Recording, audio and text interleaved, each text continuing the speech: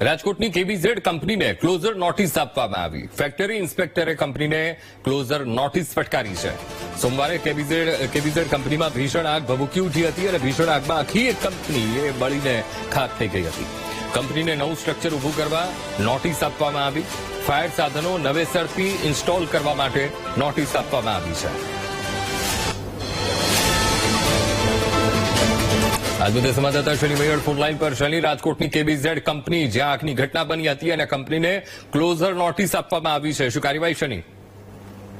અંકુર, જે રીતના વાત કરવામાં આવી, રાજકોટના કુવાડવા રોડ ઉપર આવેલી કેબીઝેડ પ્રાઇમ કંપની બનાવતી કંપનીમાં આગ લાગવાનો મામલો હતો. ફેક્ટરી ઇન્સ્પેક્ટર દ્વારા કંપનીને ક્લોઝર નોટિસ ફટકારવામાં આવી છે. ફેક્ટરી ઇન્સ્પેક્ટર દ્વારા કંપનીમાં તપાસ કરવામાં આવી. આગની ઝપેટમાં આખી કંપની બળીને ખાખ થઈ ગઈ છે. તો સાથે સાથે નવું સ્ટ્રક્ચર ઉભું કરવા પણ નોટિસ આપવામાં આવી છે અને ઇલેક્ટ્રિક વાયરિંગ કર્યા બાદ ઇલેક્ટ્રિક એન્જિનિયરોનું સર્ટી રજૂ કરવા માટેનું સાથે સાથે ફાયર સાધનો નવેસરથી ઇન્સ્ટોલ કરવા માટેની આ તમામ નોટિસો છે અત્યારે ફટકારવામાં આવી છે. જી બિલકુલ શનિ, સમગ્ર માહિતી સાથે જોડાવા બદલ આપનો આભાર.